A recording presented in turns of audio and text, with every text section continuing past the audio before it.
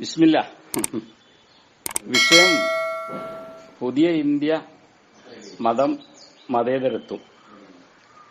3 വിഷയങ്ങളാണ്. 1 പുതിയ ഇന്ത്യ, 2 മതം, 3 മതേതരത്വം. 3 സംബന്ധിച്ച് നമുക്ക് ഒന്ന് വിലയിരുത്താം. പുതിയ ഇന്ത്യ എന്ന് പറയുമ്പോൾ അതുകൊണ്ട് ഉദ്ദേശിക്കുന്നത് നാം ഒരു നവഭാരതത്തെ മുന്നിൽ കാണുന്നുണ്ട്, സ്വപ്നം കാണുന്നുണ്ട് എന്നതാണ് അതിന്റെ വിവക്ഷ. പക്ഷെ അങ്ങനെ പറയുമ്പോൾ ഒരു ചോദ്യം ഉയരുന്നുണ്ട്. നിലവിലുള്ള ഇന്ത്യക്ക് എന്തെങ്കിലും ഒരു കുറവുണ്ടോ എന്ന്. അതൊരു ചോദ്യമാണ്. നിലവിലുള്ള ഇന്ത്യക്ക് വല്ല കുറവുണ്ടോ? മറുപടി ഉണ്ട് എന്ന്. എന്താണ് ഇപ്പോൾ ഇന്ത്യക്കുള്ള ഒരു കുറവ് എന്ന് ചോദിച്ചാൽ, ഇപ്പോഴത്തെ കുറവ് ഇന്ത്യയിലെ 140 കോടിയോളം വരുന്ന പൌരന്മാർ അവർ പരസ്പരം വിദ്വേഷം ഒഴിഞ്ഞ് ഇരിക്കുന്നില്ല എന്നൊരു കുറവാണ്. അങ്ങോട്ടും ഇങ്ങോട്ടും പരസ്പരം സ്നേഹത്തിൽ ഇരിക്കേണ്ടതിന് പകരം വിദ്വേഷം ഒഴിഞ്ഞ ഒരു മനസ്സുമായിട്ടല്ല ഈ രാജ്യത്തിന്റെ പൌരന്മാർ ഇരിക്കുന്നത് എന്ന ഒരു കുറവ്, അതൊരു വലിയ കുറവാണ്. കാരണം ഇടയ്ക്ക് ഇന്ത്യയിൽ വിദ്വേഷത്തിന്റെ രാഷ്ട്രീയം കടന്നു വന്നു.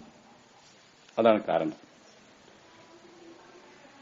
കോൺഗ്രസ് മുക്ത ഭാരതം എന്ന മുദ്രാവാക്യം വിദ്വേഷത്തിന്റെ ഒരു പ്രകടനമാണ്. പൌരത്വ ഭേദഗതി ബില്ല് വിദ്വേഷത്തിന്റെ മുദ്രാവാക്യവും പ്രയോഗവുമാണ്.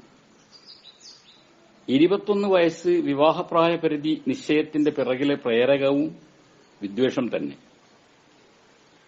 അതായത് വേഗത്തിൽ വിവാഹം നടത്തി വംശവർദ്ധന സൃഷ്ടിക്കുന്നവർ ആര് എന്ന പരിധി നോക്കിയതിന്റെ പ്രതിഫലനമാണ് ഈ പ്രായനിശ്ചയം. വിദ്യാഭ്യാസ നയമാറ്റത്തിന്റെ പിറകിലും പ്രവർത്തിക്കുന്നത് വിദ്വേഷം തന്നെയാണ്. കാരണം ചരിത്രം തിരുത്തുക. അപ്പോൾ വർത്തമാന ഇന്ത്യ വിദ്വേഷ പ്രജകളുടെ ആവാസ കേന്ദ്രമായി കഴിഞ്ഞിരിക്കുന്നു. ഇവിടെയാണ് നമ്മുടെ വിഷയം ജനിക്കുന്നത്. പുതിയ ഇന്ത്യ. ഈ വിദ്വേഷമില്ലാത്ത, പരസ്പരം അങ്ങോട്ടും ഇങ്ങോട്ടും കണ്ടുകൂടാത്ത ഒരവസ്ഥ, അത് നഷ്ടപ്പെട്ട, ആ കണ്ടുകൂടായ്മ നഷ്ടപ്പെട്ട ബായി എന്ന ഒരു ഇന്ത്യ, ഇത് എങ്ങനെ കെട്ടിപ്പടുക്കും? അതാണ് പുതിയ ഇന്ത്യ, കെട്ടിപ്പടുക്കേണ്ട ഇന്ത്യ, ബായി ഇന്ത്യ. ഇതെങ്ങനെ കെട്ടിപ്പടുക്കും? മുസ്ലിങ്ങളുടെ നേർക്കാണ് കൂടുതൽ വിദ്വേഷം ചൊരിയപ്പെടുന്നതായി കാണുന്നത്. മറ്റ് ചില ന്യൂനപക്ഷങ്ങൾക്ക് നേരെയും ഉണ്ടെങ്കിലും ആപേക്ഷികമായി കൂടുതൽ സംഭവങ്ങൾ മുസ്ലിങ്ങളുടെ നേർക്കാണ്. ഇത് മാറിമറിയാൻ മുസ്ലിങ്ങൾ വല്ലതും ചെയ്യേണ്ടതുണ്ടോ എന്നാണ് നാം പരിശോധിക്കുന്നത്. മുസ്ലിങ്ങളുടെ നേരെ ഉയർന്നു വരുന്ന ഈ ഒരു കണ്ടുകൂടായ്മ, ആ ഒരു വിദ്വേഷം, അത് അവസാനിച്ച് കിട്ടുന്നതിന്റെ ആവശ്യത്തിലേക്ക് നമ്മുടെ ഭാഗത്ത് നിന്ന് വല്ലതും ചെയ്യേണ്ടതുണ്ടോ? അതാണ് നാം പരിശോധിക്കുന്നത്. ആദ്യമായിട്ട് പറയുന്ന അവസരത്തിൽ ആത്മപരിശോധന വരും, സ്വന്തം അവലോകനം വരും, എന്നെപ്പറ്റി തന്നെ ഞാൻ പറയൽ വരും, നമ്മെപ്പറ്റി തന്നെ നാം പറയൽ വരും. അതാണല്ലോ ആത്മപരിശോധന എന്ന് പറയുന്നത്. അതുകൊണ്ട് കേൾക്കുന്നില്ലേ? അതെ അതെ. അപ്പോ ആരും പരിഭവപ്പെടരുത്. അവനവന്റെ സ്വന്തം ക്ലീനിങ്, സ്വന്തം വാഷിംഗ് എന്ന നിലയ്ക്കുള്ള ഒരു സംസാരമാണ് ആദ്യം നാം ചെയ്യേണ്ടത്. ആത്മപരിശോധനയാണല്ലോ.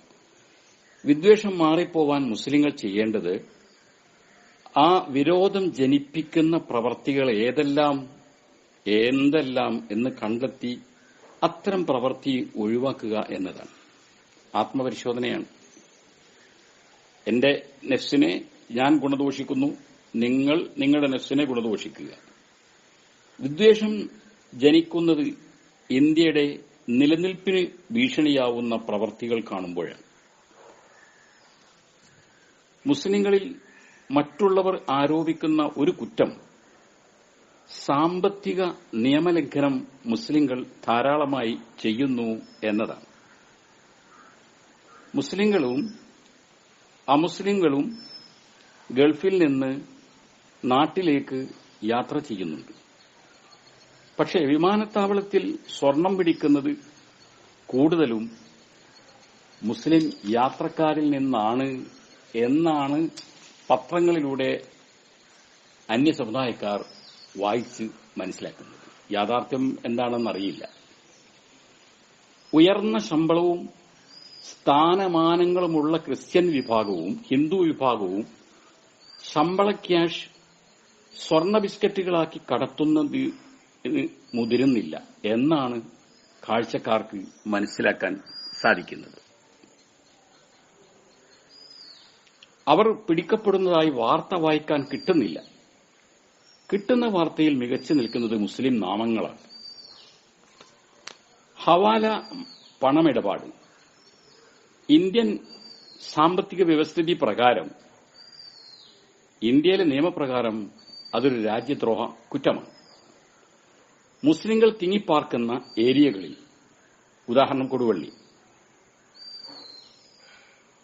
ചാവക്കാട്, ഇതുപോലെയുള്ള ഏരിയകളിൽ ഹവാല പണമിടപാട് മത്സ്യക്കച്ചവടം പോലെ അരങ്ങേറുന്നത് ഈ മുസ്ലിങ്ങൾ വീടുകൾക്ക് അരികെ പാർക്കുന്ന ഹരിജനങ്ങളും ഗിരിജനങ്ങളും അടക്കമുള്ള അമുസ്ലിങ്ങൾ കാണുകയാണ്, അറിയുകയാണ്. രാജ്യദ്രോഹ കുറ്റം എന്ന അറിവ് ആ കാണികൾക്കുണ്ടാവുമ്പോൾ അത് ചെയ്യുന്നവരോട് വിദ്വേഷമുണ്ടാവുക സ്വാഭാവികം. അങ്ങനെയാണ് ദരിദ്രരായ ഹരിജനങ്ങളും ഗിരിജനങ്ങളും വിദ്വേഷം വന്ന് ബിജെപിയിലെത്തുന്നത്. നേരത്തെ മുസ്ലിങ്ങളോട് ഒട്ടിച്ചേർന്ന് ഇടപഴകിയിരുന്ന ഈ ദരിദ്ര വിഭാഗം, ഹരിജന ഗിരിജന വിഭാഗം, മുസ്ലിങ്ങളെ വെറുപ്പോടെ നോക്കിക്കാണുന്നതിന്റെ കാരണം ഇതാണ്. ഈ വസ്തുത മനസ്സിലാക്കി മുസ്ലിങ്ങൾക്കിടയിൽ ചർച്ച ഉയർന്നു വരേണ്ടിയിരിക്കുന്നു. നമുക്കിടയിൽ ഒരു മാറ്റം സൃഷ്ടിക്കേണ്ടിയിരിക്കുന്നു. അമുസ്ലിങ്ങളുടെ വിദ്വേഷം സമ്പാദിക്കാൻ ഹവാല കാരണമായിട്ടുണ്ട് എന്ന് തിരിച്ചറിഞ്ഞ് ആ റൂട്ട് നിർത്തൽ ചെയ്യേണ്ടിയിരിക്കുന്നു. മുസ്ലിം മത നേതാക്കളും രാഷ്ട്രീയ നേതാക്കളും ഹവാല കാരണമായി നാട്ടിൽ വിദ്വേഷ രാഷ്ട്രീയം വളരുന്നുണ്ടെന്ന് അണികളെ ബോധ്യപ്പെടുത്തിയേ പറ്റൂ. രാജ്യദ്രോഹം എന്ന നിലക്ക് വിദ്വേഷം ക്ഷണിച്ചു വരുത്തുന്ന മറ്റൊരു സാമ്പത്തിക മേഖലയാണ് മുസ്ലിം പക്ഷത്ത് നിന്നുണ്ടാവുന്ന അഴിമതി. മുസ്ലിങ്ങൾ ന്യൂനപക്ഷമായിട്ടും ഭൂരിപക്ഷം മുസ്ലിമിനെ ഭരണം നടത്താൻ കൂട്ടുപിടിക്കുമ്പോൾ അത് ഒരു നല്ല അംഗീകാരമായി സ്വീകരിക്കേണ്ടതാണ്. എന്നാൽ ഭരിക്കാൻ കിട്ടുന്ന അവസരം വിദ്വേഷമുണ്ടാക്കാതെ പിടിച്ചു നിൽക്കേണ്ടതായിരുന്നു. ഭൂരിപക്ഷത്തിന്റെ ഭാഗത്തു നിന്ന് വിദ്വേഷം വാരിക്കൂട്ടാതെ ഭരണസമയം അവസാനിപ്പിക്കാൻ കഴിയുന്നില്ല അധിക പേർക്കും. ഉദ്യോഗസ്ഥൻ എന്ന നിലയ്ക്ക് ഭരണം നടത്താൻ അവസരം കിട്ടിയ ഒരാളാണ് കോഴിക്കോട് കലക്ടറായിരുന്ന ഒരു മുസ്ലിം. കലക്ടർ പോസ്റ്റിൽ നിന്ന് അതിലും ഉയർന്ന പോസ്റ്റിൽ അദ്ദേഹം എത്തി. ഇപ്പോൾ അദ്ദേഹം കാരണമായി വാർത്തകൾ ജനങ്ങളിൽ വിദ്വേഷം സൃഷ്ടിച്ചുകൊണ്ടിരിക്കുന്നു. കോടികളുടെ അഴിമതി നടത്തി എന്ന് പറഞ്ഞ് സസ്പെൻഷനിലാക്കപ്പെട്ടിരിക്കുന്നു അദ്ദേഹം. ഭൂരിപക്ഷ സമുദായത്തിൽപ്പെട്ടവർ അഴിമതി നടത്തുമ്പോൾ ഭൂരിപക്ഷ സമുദായത്തിന് വർഗീയതയുടെ വിദ്വേഷമല്ല ജനിക്കുക, വ്യക്തിപരമായ വിദ്വേഷമാണ്. എന്നാൽ മുസ്ലിം ഉദ്യോഗസ്ഥന് അവസരം ലഭിച്ചപ്പോൾ കോടികൾ അടിച്ചുമാറ്റിയാൽ ഉടൻ പിറക്കും സാമുദായിക വിദ്വേഷം. അത് സ്വാഭാവികമാണ്. കഴിഞ്ഞ മന്ത്രിസഭയിലെ മുസ്ലിം മന്ത്രി പാലം നിർമ്മാണവുമായി ബന്ധപ്പെട്ട് ആരോപണ വിധേയനായി കോടതി കയറി ഇറങ്ങുകയാണ് ഇപ്പോൾ. ഒരുപക്ഷെ അദ്ദേഹം നിരപരാധിയായേക്കാം. എന്നാൽ പത്രക്കാർ എഴുതുന്നത് ഭൂരിപക്ഷ സമുദായം വിശ്വസിക്കുമ്പോൾ അവിടെ ജനിക്കുന്നത് വർഗീയ അഴിമതിയാണ്. കഴിഞ്ഞ മന്ത്രിസഭയുടെ മുമ്പുള്ള മന്ത്രിസഭയിലെ മുസ്ലിം മന്ത്രിയും വാരി വലിച്ചിട്ടു പോയി. കിനാലൂരിലും മറ്റുമായി ഒട്ടേറെ അഴിമതി ആരോപണ സാഹചര്യങ്ങൾ. ഇങ്ങനെ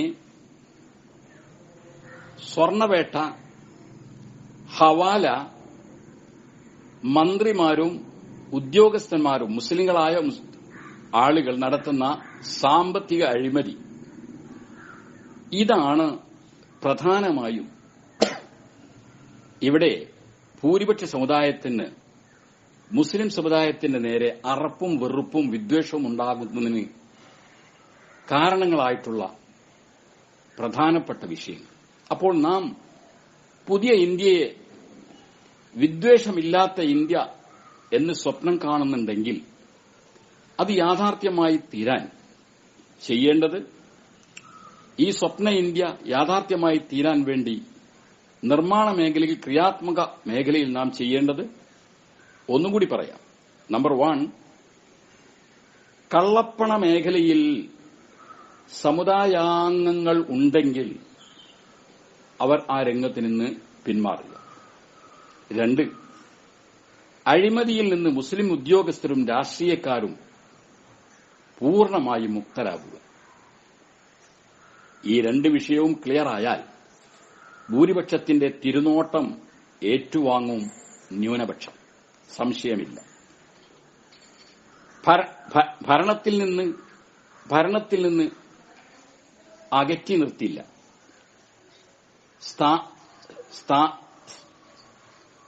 സ്ഥാനാർത്ഥിയായാൽ വോട്ട് ചെയ്യാതിരിക്കില്ല. ഉദ്യോഗത്തിൽ കയറാൻ അവസരം നിഷേധിക്കില്ല. വിദ്വേഷത്തിന്റെ അടിത്തറ സമ്പത്താണ്. കാറൽ മാർക്സ് പറഞ്ഞത് പലതും തെറ്റാണെങ്കിലും ഇവിടെ അത് ശരിയാണ്. വിദ്വേഷം ജനിപ്പിക്കുന്നതിന് സമ്പത്ത് വഴിയാകുന്നു എന്നതൊരു സത്യമാണ്. എല്ലാ വിദ്വേഷത്തിന്റെയും മൂലക്കല്ല് സമ്പത്ത് തന്നെ. ഇന്ത്യ ഒട്ടുക്കുമുള്ള മുസ്ലിങ്ങളുടെ നേരെ, 20 കോടി മുസ്ലിങ്ങളുടെ നേരെ എന്ന് പറയട്ടെ, ഭൂരിപക്ഷ സമുദായത്തിലെ അംഗങ്ങൾക്ക് വെറുപ്പ് ജനിക്കുന്നതിൽ, വിദ്വേഷം ഉണ്ടാകുന്നതിൽ ബോംബെയിലെ മുസ്ലിം കള്ളക്കടത്തുകാർ കാരണമായിട്ടുണ്ട് എന്ന് പറഞ്ഞാൽ തെറ്റാവില്ല. പിന്നിട്ട അനേകം ദശകങ്ങളിൽ ഈ രാജാക്കന്മാർ, കള്ളക്കടത്ത് രാജാക്കന്മാർ നിരവധി വാർത്തകൾ സൃഷ്ടിച്ചു. പലതും അസത്യമാവാം, പക്ഷേ വിദ്വേഷ സൃഷ്ടിക്ക് വഴിമരുന്നായി ആ വാർത്തകൾ. കള്ളക്കടത്തിന്റെ ജീവവായുവാണ് മാഫിയ സംഘം. കൊട്ടേഷൻ സംഘമില്ലാതെ കള്ളക്കടത്തിന് പിടിച്ചു നിൽക്കാനാവില്ല. കള്ളക്കടത്തുകാർക്ക് മാഫിയകൾ ഇടയ്ക്കിടെ ഓപ്പറേഷനുകൾ സൃഷ്ടിക്കും. ഇതും വാർത്തയാകും. ഈ ഓപ്പറേഷൻ വാർത്ത വായിക്കുന്നവർ ഞെട്ടിവിറക്കും. രാജ്യം രക്ഷപ്പെടട്ടെ എന്ന് കരുതി ഈ ഞെട്ടിയവർ ഓടും. എങ്ങോട്ട്? മുസ്ലിങ്ങളില്ലാത്ത രാഷ്ട്രീയ പാർട്ടിയിലേക്ക്, വിദ്വേഷ രാഷ്ട്രീയത്തിലേക്ക്, കോൺഗ്രസ് മുക്ത പാർട്ടിയിലേക്ക്. ഇപ്പോഴിതാ ബോംബെയും വിട്ട് ആഫ്രിക്കൻ രാഷ്ട്രങ്ങളിലേക്ക് വരെ നീങ്ങിയിരിക്കുന്നു ഇന്ത്യയിലെ മുസ്ലിം കള്ളക്കടത്തുകാരെക്കുറിച്ചുള്ള വാർത്തകൾ. എങ്ങനെയാണ് വാർത്ത? ആഫ്രിക്കൻ രാഷ്ട്രങ്ങളിൽ ചിലതിൽ സ്വർണ്ണഖനിയുണ്ട്. ഖനിയുള്ള രാഷ്ട്രത്തിലെ ഗവൺമെന്റ് നിയന്ത്രണത്തോടെ ഖനനം ചെയ്ത് സ്വർണം വിൽക്കുന്നുമുണ്ട്. എന്നാൽ ആ രാജ്യങ്ങളിലെ ഗവൺമെന്റിന്റെ വേലിക്കെട്ടുകളെ ഭേദിച്ച് ഖനിയിൽ കൊള്ള നടത്താൻ ആ നാട്ടിലെ തന്നെ കൊള്ള സംഘത്തിന് മിടുക്ക് ഉണ്ട്. അവർ കൊള്ള ചെയ്യും. കിൻഡൽ കണക്കിൽ സ്വർണം. കൊള്ളക്കാർ കൊള്ള ചെയ്ത് ഖനികളിൽ നിന്ന് കൊണ്ടുവരുന്ന സ്വർണ്ണക്കട്ടികൾ ഈ കൊള്ളക്കാരിൽ നിന്ന് വാങ്ങാൻ ചെല്ലുന്നു. ഇന്ത്യക്കാരൻ മുസ്ലിം. വാർത്തയാണ്, സത്യമാണോ എന്നറിയില്ല. എന്നാൽ കൊള്ളക്കാർക്ക് പ്രതിഫലം നൽകുന്നത് യഥാർത്ഥ നോട്ടുകളല്ലതാണ്, കള്ളനോട്ടുകളാണ്. വ്യാജ ഡോളറുകളും ആഫ്രിക്കൻ രാഷ്ട്രങ്ങളുടെ കറൻസികളും അടിക്കാൻ മുസ്ലിം നാമധാരികളുടെ കീഴിൽ പ്രസ് ഉണ്ട്. ഈ പ്രസ്സിൽ അടിച്ച വ്യാജ കറൻസികളുമായിട്ടാണ് കള്ളക്കടത്തുകാരെ സമീപിക്കുന്നത്. യഥാർത്ഥ കറൻസിയാണോ കള്ളനോട്ടാണോ എന്ന് തിരിച്ചറിയാൻ മാത്രമുള്ള വിവേകം ഈ കൊള്ളക്കാർക്ക് ഉണ്ടാവില്ല. ഈ പ്രസ്സുകളിൽ അടിച്ച കറൻസിയുമായിട്ടാണ് സ്വർണ്ണക്കള്ളക്കടത്തുകാരായ ആഫ്രിക്കക്കാരെ പറ്റിക്കുന്നത്. കള്ളനോട്ട് കൊടുത്ത് കൊള്ള സ്വർണം വാങ്ങുക. എങ്ങനെ? കള്ളനോട്ട് കൊടുത്ത് കൊള്ള സ്വർണം വാങ്ങുക എന്നുവെച്ചാൽ തീരെ മുതൽ മുടക്കില്ലെന്നർത്ഥം. എത്ര വലിയ പാതകമാണ്! ഇങ്ങനെ വാങ്ങിയ സ്വർണം പല മാർഗേണ ഇന്ത്യയിലെത്തിക്കുന്നു. പല മാർഗങ്ങളൊന്നും വിശദീകരിക്കണ്ട. നൊടിയുടെ വേഗതയിൽ പല ചെറുപ്പക്കാരുടെയും ചെറ്റക്കുടിലുകൾ അമ്പരചുംബികളായി മാറുക. ഇതെല്ലാം നടക്കുന്നത് തന്നെയോ? പത്രക്കാർ ആ വിധം പറഞ്ഞു ജനത്തെ കുടിപ്പിച്ചു കഴിഞ്ഞു. വാർത്താമാധ്യമങ്ങൾ ജനങ്ങളെ കുടിപ്പിച്ചു കഴിഞ്ഞു. എന്നാൽ ഇതെല്ലാം വ്യാജ വാർത്തകളാണ് എങ്കിൽ അത് നിഷേധിക്കാൻ ആരും മുന്നോട്ട് വരുന്നില്ല. നിഷേധിക്കേണ്ടവർ ജയിലിലാണ്. അവരുടെ പേരിലാണല്ലോ വാർത്ത പരക്കുന്നത്. അവർ ജയിലിലാണ്. ബഹുജനം വാർത്തയിൽ വിശ്വാസമുറപ്പിക്കുന്നതോടെ വിദ്വേഷം ആളിക്കത്തിയില്ലേ? ബോംബെ കള്ളക്കടത്തുകാർ പോയ ദശകങ്ങളിൽ സൃഷ്ടിച്ച വാർത്തയുടെ പേരിൽ എത്രയായിരുന്നുവോ വെറുപ്പ്, ആ വെറുപ്പിന്റെ അനേക മടങ്ങ് വെറുപ്പ് അമുസ്ലിം സമുദായത്തിന്റെ ഹൃദയത്തിൽ ആളിക്കത്തിക്കൊണ്ടിരിക്കുകയാണ്. ബോംബെ കള്ളക്കടത്ത് രാജാക്കന്മാരെയും വെല്ലുന്ന കള്ളക്കടത്ത് രാജാക്കന്മാർ മലയാള നാട്ടിൽ പൊങ്ങിവരുന്നുണ്ട് എന്ന ഭീതിയാവുമോ തിരുവനന്തപുരം വിമാനത്താവളം 50 കൊല്ലത്തേക്ക് നടത്തിപ്പിന് അദാനിക്ക് കൊടുക്കാൻ കാരണം? ഗവൺമെന്റിന് കള്ളക്കടത്ത് തടയാനാവുന്നില്ല. എന്നാൽ അദാനിക്ക് കഴിഞ്ഞെങ്കിലോ? ഒരുപക്ഷെ ഈ ചിന്തയാകുമോ ഈ വാടക കൊടുക്കലിന് പ്രേരിപ്പിച്ചത്? ഒരു സാധ്യത മാത്രമാണ്. അല്ലെങ്കിൽ ഇതല്ലാത്ത വേറെ കാരണമുണ്ടാവാം. അപ്പോൾ നമ്മുടെ വിഷയം നവഭാരതം, പുതിയ ഇന്ത്യ, അതായത് പരസ്പരം വിദ്വേഷമില്ലാത്ത ബായി ഇന്ത്യ. അതെങ്ങനെ സാക്ഷാത്കൃതമാകും? മുസ്ലിങ്ങളുടെ ഭാഗത്ത് നിന്ന് എന്താണ് ഉണ്ടാവേണ്ടത് എന്നതിനെ സംബന്ധിച്ച് ഒരു വിവരണം ചെറിയ രൂപത്തിൽ ഇവിടെ നടത്തുകയുണ്ടായി. ഒന്നുമില്ല, അനധികൃത മാർഗത്തിലൂടെ സമ്പത്ത് കൈകാര്യം ചെയ്യുന്നത് രാജ്യദ്രോഹമാണ് എന്ന് അന്യസമുദായങ്ങൾ വിശ്വസിക്കുന്ന രൂപത്തിലുള്ള മാർഗങ്ങൾ അവർക്ക് വിശ്വാസമില്ല, അവർക്ക് വെറുപ്പാണ് എന്ന് കണ്ടു കഴിഞ്ഞാൽ ആ ഭാഗം അവിടെ നിർത്തിവെച്ചിട്ട് രാഷ്ട്രം അംഗീകരിക്കുന്ന ലൈനിലൂടെ മാത്രം പണമുണ്ടാക്കാൻ ശ്രമിക്കുക, എല്ലാ സാധ്യതകളും വലിച്ചെറിയുക. അത് വിദേശ ജോലി സ്വീകരിച്ചവരും വിദേശ ഇടപാടുകൾ നടത്തുന്നവരും ഇവിടെ തന്നെ മന്ത്രിമാരായിത്തീരുന്നവരും ഇവിടെ തന്നെ MLA-മാരായിത്തീരുന്നതും ഇവിടെ തന്നെ കലക്ടർമാരായിത്തീരുന്നവരും എന്നധികം പറയുന്നു ഒരു ചെറിയ ഓഫീസർ വരെ മുസ്ലിമാണ് എങ്കിൽ അയാൾ പേടിക്കണം.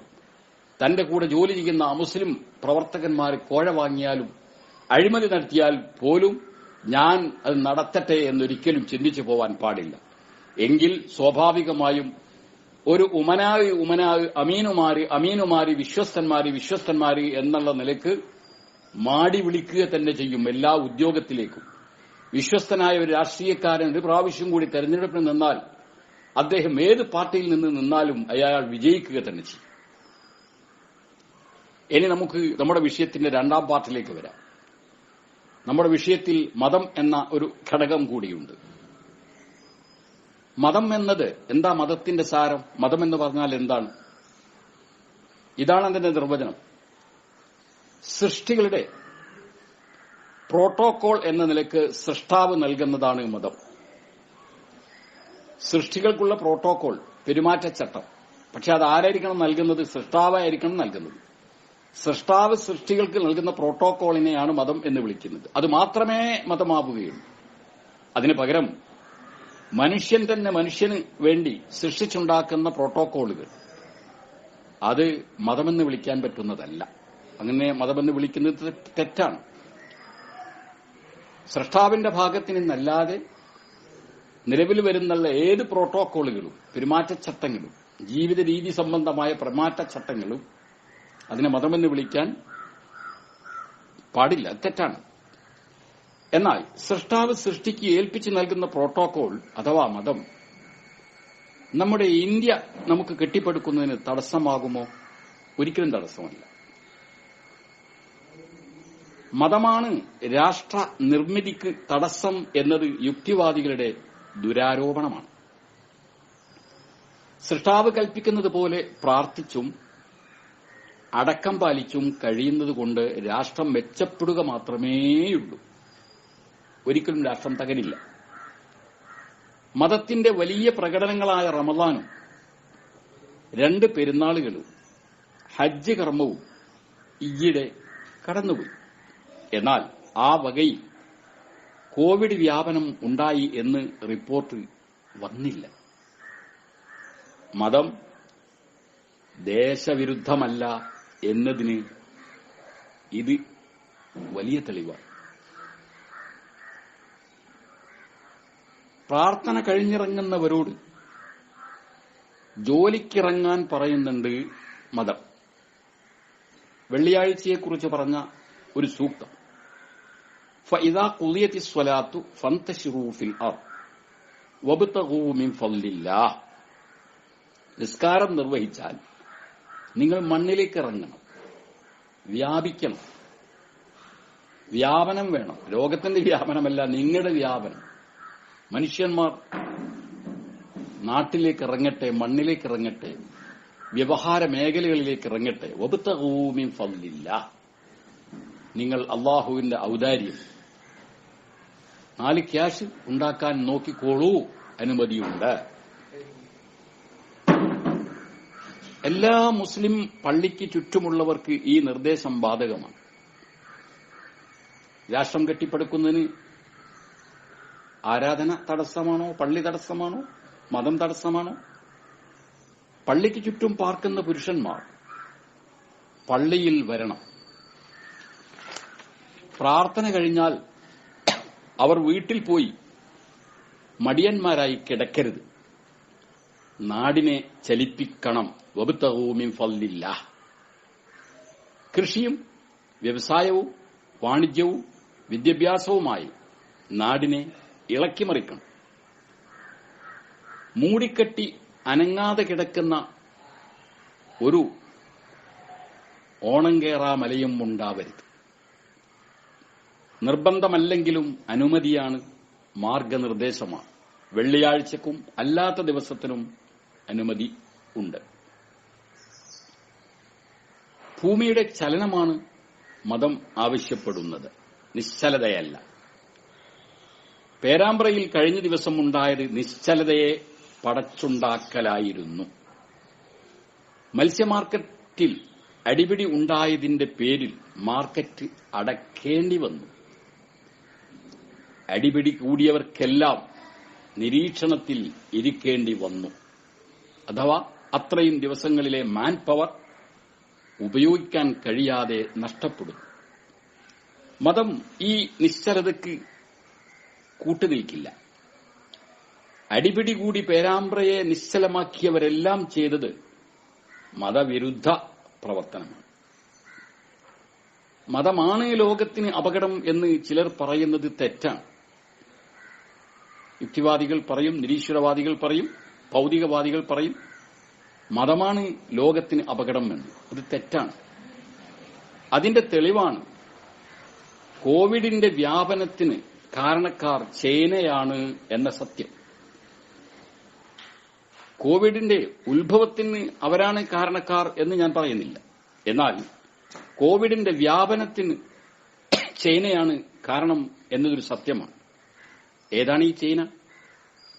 മതമില്ലാത്ത ചൈന.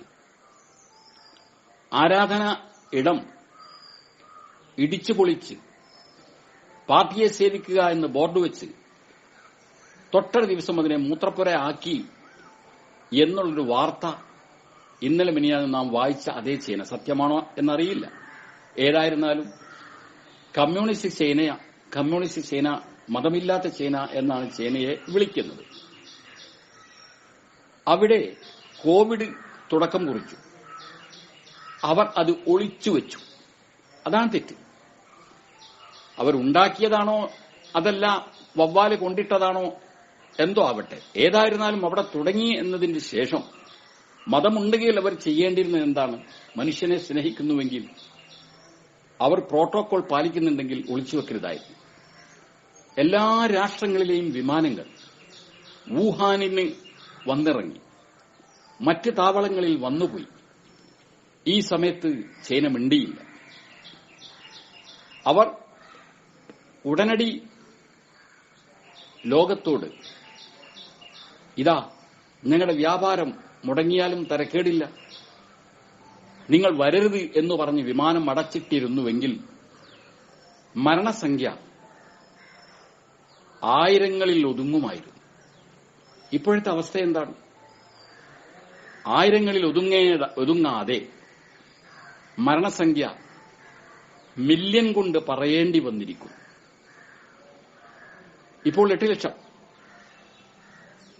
കുറഞ്ഞ ദിവസങ്ങൾക്കകം മില്യൺ കൊണ്ട് പറയേണ്ട അവസ്ഥ. കമ്മ്യൂണിസ്റ്റ് ചൈനയുടെ കയ്യിൽ സൃഷ്ടാവ് ഏൽപ്പിച്ച പ്രോട്ടോകോൾ ഇല്ലാതെ പോയ ഒരൊറ്റ കാരണത്താലാണ് ഈ മില്യൺ പറച്ചിലേക്ക് നാം എത്തിയത്. മതമുണ്ടായിരുന്നുവെങ്കിൽ ആയിരങ്ങളിൽ ഒതുങ്ങുമായിരുന്നു. മില്യൺ പറയേണ്ടി വരുമായിരുന്നില്ല. ഡെത്ത് മില്യൺ പറയേണ്ടി വരുമായിരുന്നില്ല. വെറുതെ പറയുന്നതല്ല. ഇങ്ങനൊരു സംഭവം ഉണ്ട് എന്ന് കേട്ടപ്പോൾ ചൈനയ്ക്കുള്ള വാണിജ്യ വരുമാനത്തോട് കിടപിടിക്കുന്നതോ അതല്ലെങ്കിൽ അതിന്റെ തൊട്ട് താഴെ നിൽക്കുന്നതോ ആയ, അതല്ലെങ്കിൽ അതിലും ഉയരത്തിൽ നിൽക്കുന്നതോ ആയ വരുമാനമുള്ള ഒരു രാഷ്ട്രമാണ് സൗദി അറേബ്യ. സൗദി അറേബ്യയ്ക്കുള്ള വലിയൊരു വരുമാനമാണ് ഉംറ എന്ന് പറയുന്നത്. കൊറോണ വ്യാപനം എന്ന് പറയുന്നതിന്റെ അനന്തരഫലം എന്താണ് എന്ന് മുമ്പ് സൗദി അറേബ്യയും കണ്ടിട്ടില്ല, മറ്റാരും കണ്ടിട്ടില്ല.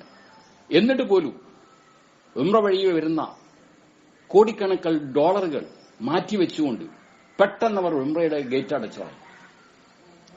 നമ്മുടെ എയർപോർട്ടുകളിൽ വിമാനം കയറാൻ ഉംറയ്ക്ക് വേണ്ടി ഇഹ്റാം കെട്ടിയ ആളുകൾ വരെ തിരിച്ചു പോരേണ്ടി വന്നു. സഡൻ ബ്രേക്ക് ഇട്ടു.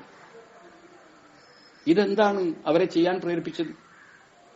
അവർ ഒരു പ്രോട്ടോകോളിന്റെ കീഴിലാണ് ജീവിക്കുന്നത്.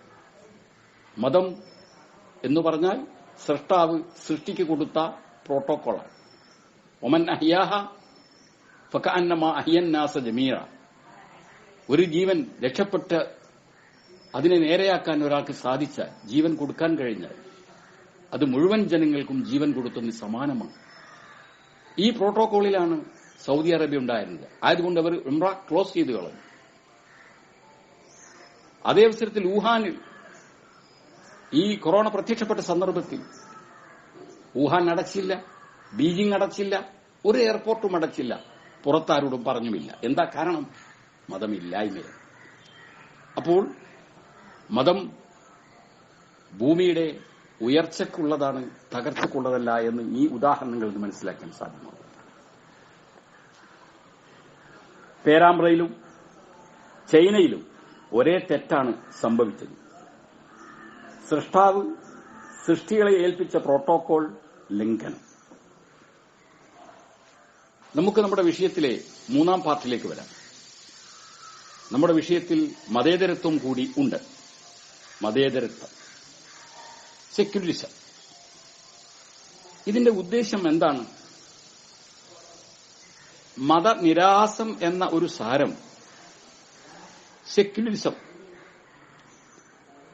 മതേതരത്വം എന്ന പദത്തിന് യോജിക്കുമെങ്കിലും ഇന്ത്യയിൽ സെക്യുലറിസം എന്ന പദം ഉപയോഗിക്കുന്നത് എല്ലാ മതത്തെയും ഒരുപോലെ കാണുക എന്ന അർത്ഥത്തിലാണ്.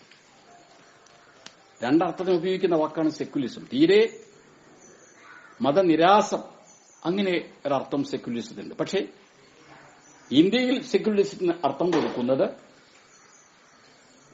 നാനാത്വത്തിലെ ഏകത്വം എന്ന പുതിയൊരർത്ഥം. എല്ലാ മതങ്ങളെയും ഒരുപോലെ കാണും. ഇന്ത്യക്കാരിൽ ഫാസിസ്റ്റുകൾ ഒഴികെ എല്ലാവരും ഇവിടെ ആഗ്രഹിക്കുന്നത് ഈ അർത്ഥത്തിലുള്ള മതേതരത്വം കളിയാടാനാണ്. നാനാത്വത്തിലെ ഏകത്വം എന്ന് പറയുന്ന ആ ഒരു സെക്യുലറിസം കളിയാടാനാണ് ഫാസിസ്റ്റുകൾ ഒഴികെ മറ്റെല്ലാവരും ആഗ്രഹിക്കുന്നത്. കാരണം ഇന്ത്യയിൽ 140 കോടിയോളം ജനങ്ങളുള്ളതിൽ ഒരൊറ്റ സമുദായത്തിനും ഒറ്റയ്ക്ക് ഈ നാടിന്റെ പിതൃത്വം ഏറ്റെടുക്കാൻ കഴിയുന്നില്ല എന്നത് തന്നെ. സ്വതന്ത്ര ഇന്ത്യക്ക് പ്രായം 70 പിന്നിട്ടു. സ്വതന്ത്ര ഇന്ത്യ എന്ന 70 വയസ്സ് പ്രായമുള്ള ഈ നാടിന്റെ പിതാക്കന്മാർ ആരെല്ലാമാണ്?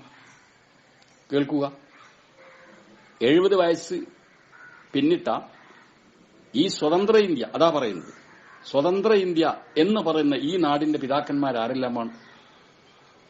അലി സഹോദരന്മാർ, ആലി മുസ്ലിയാർ, ഗാന്ധിജി, നെഹ്റു, ഫഖ്റുദ്ദീൻ അലി അഹമ്മദ്, അബുൽ കലാം ആസാദ്, അൻസാരി, പട്ടേൽ, ശാസ്ത്രി, ആനി ബെസന്റ്, ഈ പറയപ്പെട്ടവർ ഉണ്ടാക്കി തന്നിട്ടില്ലായിരുന്നെങ്കിൽ ഇന്ത്യ ഇന്നും അടിമ ഇന്ത്യ തന്നെയായിരിക്കുമല്ലോ. 200 കൊല്ലം ഭരിച്ചവർക്ക് കഴിയില്ലേ 300 കൊല്ലം ഭരിക്കാൻ? അപ്പോൾ സ്വതന്ത്ര ഇന്ത്യയുടെ പിതൃത്വം മേൽപ്പറയപ്പെട്ട പേരുകൾ കേട്ടപ്പോൾ മനസ്സിലായി, ഒരു സമുദായത്തിനും ഒറ്റയ്ക്ക് കൊണ്ടുപോവാൻ വയ്യ. എല്ലാവരുടേതും കൂടിയാണ് സ്വതന്ത്ര ഇന്ത്യ. അതുകൊണ്ട് തന്നെ ഇന്ത്യ എല്ലാ സമുദായക്കാരെയും ഒരുപോലെ കാണണം, ആരെയും വേർതിരിച്ച് കാണരുത്. ഇതാണ് മതേതരത്വം, നാനാത്വത്തിലെ ഏകത്വം. ഇന്ത്യ ഹിന്ദുക്കളുടേത് എന്ന ധാരണയാണ് ഫാസിസ്റ്റുകൾക്ക്. അതുകൊണ്ടാണ് അവർ പശുകടത്ത് ആരോപിച്ച് മുസ്ലിം ഡ്രൈവർമാരെ വളഞ്ഞിട്ട് തല്ലുന്നത്. ഒറ്റയ്ക്ക് കിട്ടുന്ന മുസ്ലിങ്ങളെ കൊണ്ട് രാമനാമം പറയിപ്പിക്കുന്നത്. ബാബരി, മഥുര, കാശി മസ്ജിദുകളിലേക്ക് തിരിയുന്നതും ഈ ഒരു ധാരണ കൊണ്ടാണ്. ഇന്ത്യ ഹിന്ദുവിന്റേത് എന്ന ധാരണ. സ്വതന്ത്ര ഇന്ത്യക്ക് പ്രായം 70 പിന്നിടുമ്പോൾ ഇന്ത്യയെ സ്വതന്ത്രമാക്കിയവർ അവരുടെ മക്കൾക്ക് ഇന്ത്യയിൽ ആൾക്കൂട്ടക്കൊല സമ്മാനം.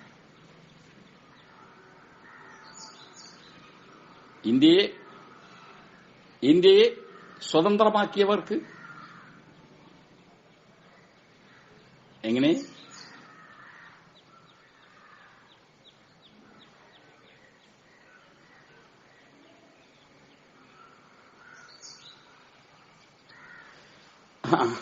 വേറെന്തൊരു ശബ്ദമെന്താ? ശ്രദ്ധിച്ചു നോക്കുക. ഇന്ത്യയെ സ്വതന്ത്രമാക്കിയവരുടെ മക്കൾക്ക് അവർ പശുവിനെ കൊണ്ടുപോകുന്ന സന്ദർഭത്തിൽ അവർക്കെന്താണ് അവരുടെ വാപ്പാമാര് ചെയ്തതിന്റെ സമ്മാനമായി കിട്ടുന്നത്? കൊല, ആൾക്കൂട്ട കൊല. ഇതെന്ത് ന്യായം? ഭൂരിപക്ഷ സമുദായത്തെ വെറുപ്പിക്കുന്ന കൃത്യങ്ങളൊന്നും ന്യൂനപക്ഷ സമുദായത്തിലെ ഒരാളും ചെയ്യരുത് എന്ന് നേരത്തെ പറഞ്ഞത് ആവർത്തിച്ച് പറഞ്ഞുകൊണ്ട് തന്നെ പറയട്ടെ, ഒരൊറ്റ ന്യൂനപക്ഷ സമുദായാംഗത്തിന്റെയും ദേഹത്ത് കൈവക്കാൻ ഇന്ത്യയിൽ ഒരാൾക്കും അധികാരമില്ല.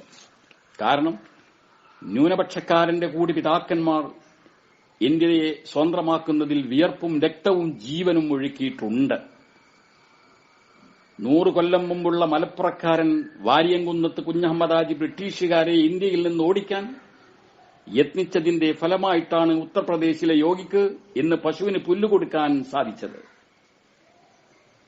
100 കണക്കിൽ വാര്യംകുന്നന്മാർ അന്ന് ജീവൻ ബലി കൊടുത്തിട്ടില്ലായിരുന്നുവെങ്കിൽ ഇന്നും യോഗിക്ക് വെള്ളക്കാരന്റെ അടിമ എന്നതിലേക്ക് കഴിഞ്ഞുകൂടേണ്ട ഒരവസ്ഥയായിരിക്കും ഉണ്ടാകുന്നത്. ധൈര്യത്തിൽ ഞെളിഞ്ഞു നടക്കുന്നതും പശുവിന് പുല്ലുകൊടുക്കുന്നതും ഈ വാര്യംകുന്നന്മാർ ഈ നാടിനെ വാങ്ങിത്തന്നതുകൊണ്ടാണ്. അത് മറക്കരുത്. മഞ്ചേരിയിലും വണ്ടൂരിലും പൂക്കോട്ടൂരിലുമുള്ള ആയിരങ്ങൾ അന്തമാൻ മണ്ണിൽ ഇപ്പോൾ അന്ത്യവിശ്രമം കൊള്ളുകയാണ്. ആരാണ് അവരെ അവിടെ കൊണ്ടെത്തിച്ചത്? അവർ അവിടെ അന്ത്യവിശ്രമം കൊള്ളേണ്ടി വന്നത് ബ്രിട്ടീഷുകാരെ ഇവിടെ നിന്ന് ആട്ടിയോടിക്കാൻ ഇറങ്ങി എന്നതിന്റെ പേരിലാണ്. ബ്രിട്ടീഷുകാർക്കെതിരെ സമരം ചെയ്തപ്പോൾ കുറെ പേരെ അവർ കൊന്നു, കുറെ പേരെ അവർ നാടുകടത്തി. മലപ്പുറം ജില്ലയിൽ ജീവിക്കേണ്ടിയിരുന്ന അവരുടെ സന്തതികൾ ഇന്ന് അന്തമാൻ ദ്വീപിലാണ് ജീവിക്കുന്നത്. കേരളത്തിന്റെ കുളിർമയ്ക്ക് ആ സന്തതികൾ സാക്ഷികളാകുന്നില്ല. കേരളത്തിന്റെ കുളിർമ ആ സന്തതികൾക്ക് അന്യമാക്കിയത് സ്വാതന്ത്ര്യ സമരമാണ്. അവരുടെ പിതാക്കന്മാർ ഏറ്റ ചൂടിന്റെ ഫലമാവട്ടെ, ആ പിതാക്കന്മാർ സഹിച്ചിട്ടുള്ള പ്രയാസങ്ങളുടെ ഗുണഫലമാവട്ടെ ആസ്വദിക്കുന്നത് മോഡിയും അമിത്ഷായും. എങ്ങനെയുണ്ട് ഈ ചരിത്രം? മുസ്ലിങ്ങൾ ഉയർത്തുന്ന മതേതരത്വത്തിന് ഒരു അർത്ഥമേയുള്ളൂ, അത് നാനാത്വത്തിലെ ഏകത്വം. അതുമാത്രമാണ്. ഇന്ത്യയെ സ്വതന്ത്രമാക്കിയത് എല്ലാ സമുദായങ്ങളും ഒത്തുപിടിച്ചാവുകയാൽ ഇന്ത്യ എല്ലാ സമുദായങ്ങളെയും ഒരുപോലെ കാണണം. മൌലികാവകാശങ്ങൾ നിഷേധിക്കരുത്. ഇന്ത്യ സ്വതന്ത്രമാക്കി നമ്മുടെ കയ്യിലേക്ക് ഏൽപ്പിച്ചിട്ടുള്ള നേതാക്കന്മാർ ഇന്ത്യയെ മുന്നോട്ട് കൊണ്ടുപോകാൻ വേണ്ടി എഴുതിവെച്ച ഭരണഘടന പൊളിക്കരുത്, തിരുത്തരുത്, മറിക്കരുത്. അതിലെ ഒരു ഖണ്ഡിക പോലും നശിപ്പിക്കരുത്. മതേതരത്വത്തിനെതിരെ അല്ലാത്തതുകൊണ്ട്, മതേതരത്വത്തിന് അഥവാ സെക്യുലറിസത്തിന് എതിരല്ലാത്തത് എന്ന് കണ്ട് ഭരണഘടനാ ശില്പികൾ അനുവദിച്ച ആനുകൂല്യങ്ങൾ അതും എടുത്തുമാറ്റരുത്. മതേതരത്വം നിലനിർത്തിക്കൊണ്ട് തന്നെ ന്യൂനപക്ഷങ്ങൾക്ക് പിടിച്ചു നിൽക്കാനുള്ള സൌകര്യത്തിനു വേണ്ടി തന്നതാണ് വിദ്യാഭ്യാസ ആനുകൂല്യങ്ങൾ. ഈ ആനുകൂല്യങ്ങൾ ഭരണഘടന തന്നെ തന്നതാണ്. മതേതരത്വം വിഭാവനം ചെയ്ത ഭരണഘടനാ ശില്പികൾ തന്നെ ഭരണഘടനയിൽ വെച്ചു തന്നതാണ് അടിത്തട്ടിൽ നിൽക്കുന്ന ന്യൂനപക്ഷങ്ങളെ ഉയർത്തിക്കൊണ്ടുവരുന്നതിന് വിദ്യാഭ്യാസ ആനുകൂല്യങ്ങൾ, സംവരണ നിയമങ്ങൾ. സെക്യുലറിസത്തിനെതിരല്ല ഇത്തരം പിടിച്ചു നിൽക്കാനുള്ള ആനുകൂല്യങ്ങൾ. കാശ്മീരിന്റെ അവകാശങ്ങൾ വകവച്ചു നൽകിയത് ഇന്ത്യയെ മോചിപ്പിച്ചെടുത്തവരും ഭരണഘടന എഴുതിയവരും തന്നെയായിരുന്നു. പക്ഷേ മതേതരത്വത്തിനെതിരാണ് കാശ്മീരിന്റെ പ്രത്യേകാവകാശം എന്ന് പറഞ്ഞ് പ്രത്യേകാവകാശം എടുത്തുകളഞ്ഞവർ അലിഗഡ് മുസ്ലിം യൂണിവേഴ്സിറ്റിയുടെ പ്രത്യേകാവകാശവും എടുത്തുകളയാൻ പോകുന്നു. ദാരിദ്ര്യം മൂലം പണക്കാർക്കൊപ്പം മത്സരിച്ച് അടിത്തറ വിദ്യാഭ്യാസം ഭദ്രമാക്കാൻ കഴിയാത്തതിന്റെ പേരിൽ മത്സര പരീക്ഷകളിൽ പിന്തള്ളപ്പെട്ടു പോകുന്ന മുസ്ലിം വിദ്യാർത്ഥികൾ ഇനിയിതാ കൂട്ടത്തോടെ പഠനം നിർത്താൻ നിർബന്ധിതരാവും അലിഗഡ് നഷ്ടമായാൽ. അതിന്റെ പ്രത്യേകാവകാശം നിലനിന്നാലോ മുസ്ലിം വിദ്യാർത്ഥികൾക്ക് ചെറിയ കൂട്ടം മത്സരാർത്ഥികളോട് മത്സരിച്ചാൽ മതിയാവും. സീറ്റ് പിടിക്കാനാവും. കലാലയ വിദ്യാഭ്യാസം വശമാക്കാനാവും. അതുകൊണ്ട് തന്നെ അലിഗഡ് മുസ്ലിം സർവകലാശാല, ജാമിയ മില്ലിയ, മൗലാന ആസാദ് യൂണിവേഴ്സിറ്റി, ഉസ്മാനിയ യൂണിവേഴ്സിറ്റി, ഇവകളെല്ലാം നേരത്തെ നിലനിന്നതുപോലെ തന്നെ നിലനിൽക്കണം. ഒന്നിനെയും കൊലക്ക് കൊടുക്കരുത്. ഇതാണ് നാം ഉയർത്തിപ്പിടിക്കുന്ന മതേതരത്വം. അതൊരു പുതിയ കണ്ടുപിടുത്തമല്ല. ഒരു സെക്യുലർ ഗവൺമെന്റ് രൂപപ്പെടുത്തിയ നമ്മുടെ നവഭാരതത്തിന്റെ ശില്പികൾ അവർ എഴുതിവെച്ചിട്ടുള്ള ഭരണഘടനയിൽ അനുവദിച്ചു തന്നിട്ടുള്ളതാണ്. ആ ഒരു ആനുകൂല്യം അടിത്തട്ട് വർഗങ്ങൾക്കും അനുവദിച്ചെങ്കിൽ മാത്രമേ ഒപ്പത്തോടൊപ്പം നീന്തുക എന്നത് യാഥാർത്ഥ്യമാവുകയുള്ളൂ എന്ന് മനസ്സിലാക്കിയതിന്റെ പേരിൽ ചെയ്തതാണ്. ഈ അർത്ഥത്തിൽ പരസ്പരം അങ്ങോട്ടും ഇങ്ങോട്ടും കൊടുക്കാനുള്ളത് കൊടുത്ത് വാങ്ങാനുള്ളത് വാങ്ങി കൈകൊടുത്ത് പരസ്പരം ബായി ബായി ഹിന്ദു മുസ്ലിം ബായി ബായി എന്ന ഒരു നാനാത്വത്തിലെ ഏകത്വം അഥവാ ഒരു ഉദ്യാനത്തിലെ പൂക്കളെപ്പോലെ വ്യത്യസ്തങ്ങളായ പൂക്കൾ നമ്മുടെ പൂർവികർ പറഞ്ഞതാണ്. ഇന്ത്യ ഒരു പൂങ്കാവനമാണ്. നാം വ്യത്യസ്ത ജാതി മതസ്ഥർ അതിലെ വാനമ്പാടികളാണ്. ഏതെല്ലാം പൂക്കളുണ്ടാവും, ആ പൂക്കൾ നുണയാൻ ഏതെല്ലാം വാനമ്പാടികൾ പാട്ടുപാടാനുണ്ടാകും. ഇതായിരിക്കണം ഇന്ത്യ. ഈ ഇന്ത്യയെക്കുറിച്ചാണ് അച്ഛാ ഹിന്ദുസ്ഥാൻ ഹമാര എന്ന് നമുക്ക് പറയാൻ കഴിയില്ല. അങ്ങനെയുള്ള ഒരു ഇന്ത്യ അത് യാഥാർത്ഥ്യമാക്കുന്നതിന് വേണ്ടി എല്ലാ വിഭാഗം ആളുകളും മുന്നിട്ടിറങ്ങണം. വിശിഷ്യ മുസ്ലിം സഹോദരന്മാർ അവരുടെ ഭാഗത്തു നിന്ന് വരുന്ന പാകപ്പിഴവുകൾ ആത്മപരിശോധന നടത്തി അത് അവരെക്കൊണ്ട് നടത്തിപ്പിക്കേണ്ടവരായ മതനേതൃത്വവും രാഷ്ട്രീയ നേതൃത്വവും അവരെക്കൊണ്ട് തിരുത്തിപ്പിച്ച് ബഹുഭൂരിപക്ഷത്തിന്റെ സ്നേഹം സമ്പാദിച്ച് അവരെ വെറുപ്പിക്കുന്ന ഒരു പണിയിലേക്കും കാലെടുത്തു വെക്കാതെ രാജ്യത്തിന്റെ ഉയർച്ചയ്ക്ക് വളർച്ചയ്ക്ക് രാഷ്ട്രത്തിന്റെ നിർമ്മാണത്തിന് പരമാവധി നമ്മുടെ രാജ്യം ഐശ്വര്യത്തിലേക്ക് എത്തിച്ചേരുന്നതിന് വേണ്ടി അത് ഏത് വിധേനയായിരുന്നാലും ശരി കൊറോണയുടെ വാക്സിൻ കണ്ടെത്തുന്നതിന് മറ്റു രാഷ്ട്രങ്ങളെക്കാൾ മുമ്പ് എന്റെ രാഷ്ട്രത്തിനായിരിക്കണം എന്നുള്ള ഒരു മഹാമികയാ ബോധം അതൊരു ഇസ്സത്തായി കണ്ടുകൊണ്ട് നമ്മുടെ രാജ്യത്തെ ഉയർത്തിക്കൊണ്ടുവരാൻ വരുന്ന തലമുറയ്ക്ക് നാം മാതൃകയാകുവാൻ എല്ലാ വിഭാഗം ആളുകളും തയ്യാറാവണം എന്ന് ആവശ്യപ്പെട്ടുകൊണ്ട് എന്റെ സ്വന്തത്തോടും നിങ്ങളോടും പറഞ്ഞുകൊണ്ട് ഞാൻ ഈ വാക്കുകൾ അവസാനിപ്പിക്കുന്നു. അല്ലാഹു തആല നമ്മെയും നമ്മുടെ നാടിനെയും സംരക്ഷിക്കുമാറാവട്ടെ. വആഖിറു ദഅ്വാന അനിൽ ഹംദുലില്ലാഹി റബ്ബിൽ ആലമീൻ. ജയ് ഹിന്ദ്. അസ്സലാമു അലൈക്കും.